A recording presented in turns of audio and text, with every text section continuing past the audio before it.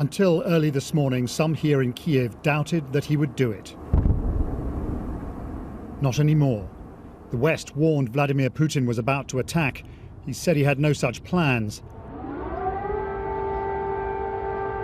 That fiction now utterly exposed. Explosions right across this vast country.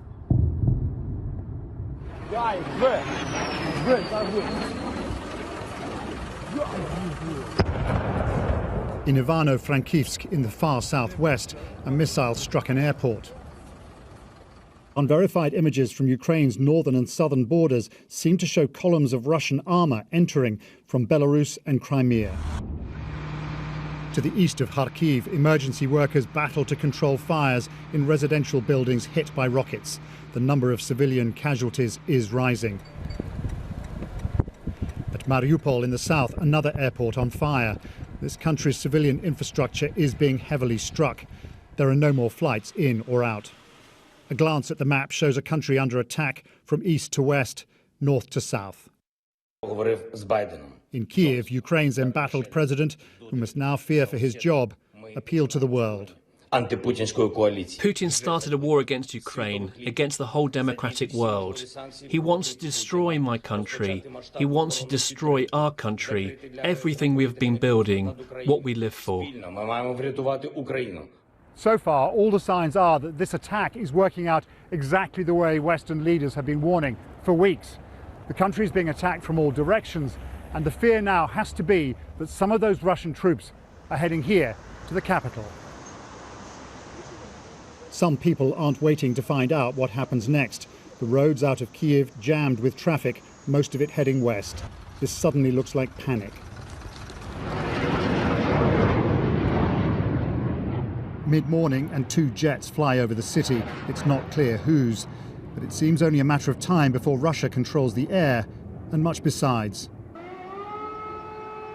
The invasion, the attack that Russia promised would never happen, has now started, and the Ukrainian government is urging people to stay calm, and it's appealing to the international community to stop President Putin now. It's very, very nervous, and I'm very scared, but I must be strong. After the overnight attacks from the skies, many are taking refuge underground. Well, this feels like one of the safest places in the city today, not just because there are lots of soldiers about, but because the metro is doubling up as a bomb shelter. And overnight families have come down here. They're trying to follow the news of what's happening, and they're trying to work out what they're going to do next. 2-year-old Yegor is still smiling, but his mum and dad are worried. 8 bombs. 8 bombs? 8 bombs. At Borisopol? In Borisopol. The war started. А що відчуваєте? Страх за ребенка. I'm very, very scared for my boy, Alexander says. Then both parents ask, where are NATO to help us? When the bombs started falling, sales manager Mark helped his neighbours leave their homes. He tells me he's now ready to fight on the front line and die for his country. It's only one way to serve our country, our children, our mothers, and defend our country from Russian occupation. And we will fight all day. Many are fearful of what will come next, among them Alexei. If Russia will occupy Kiev, which I don't believe happen, because I believe in our army, well, it will be like another Nazi occupation. It's still eerily quiet here in the heart of the capital. It seems many have followed government advice to stay at home. Lots of people will have also heard Russia's claim that it carried out targeted strikes on the Ukrainian military. I've got to tell you, people here are saying it doesn't feel like that to them. Instead, they feel that they're under attack and that President Putin has declared war on them. From the President of Russia, a fateful decision. Vladimir Putin said military operation, but really, the Kremlin was launching a full-scale invasion of Ukraine. Russian stocks plunged, the ruble hit an all-time low.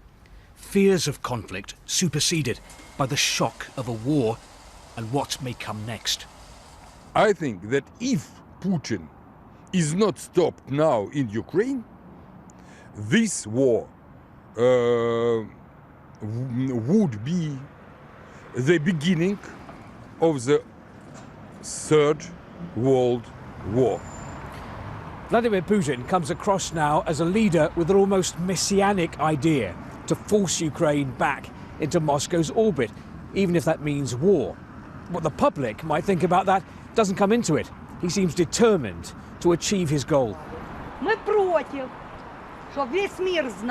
In the centre of Moscow, we're against the war, she says, and we want the whole world to know that. But so far, few Russians have come out to protest. Maybe this is why. In Russia now, protests end like this. I'm sorry, I'm so shocked. I just can't help crying. I think that most of Russians don't support this. It's horrible. And why don't they support it? Because it's not our war, it's war Putin, Biden or anyone else, but not our nation. I think the Ukrainian soldiers will surrender, she says, and they should. It's terrible to be at war with Ukraine. This is not a conflict the Russian public wants. This is the Kremlin's war. Russian-backed forces for the past 8 years and kept that line pretty much in place. Now those militias are backed by the Russian army. We know that they've rolled into some areas of the Donbass, and we know that there is some heavy fighting going on along the contact line, as it's known, to the south of where I am now. We know there have been civilians killed today in one area, and that there's, as I say, heavy fighting in several places. So people here back a little way from the front line are worried about what that means. They're worried about an advance by Russian troops. They're worried about the fighting coming to their doorstep. For the moment, life is kind of going on as normal. There are children out and about. There are parents with babies. People have gone to work today, although school was cancelled. But there's this kind of air of trepidation about what is coming, because people have seen what happens when this area is taken over by the Russian-backed militias before. Now it's the Russian army who's there too, and they're worried about what exactly that means for their lives going forward.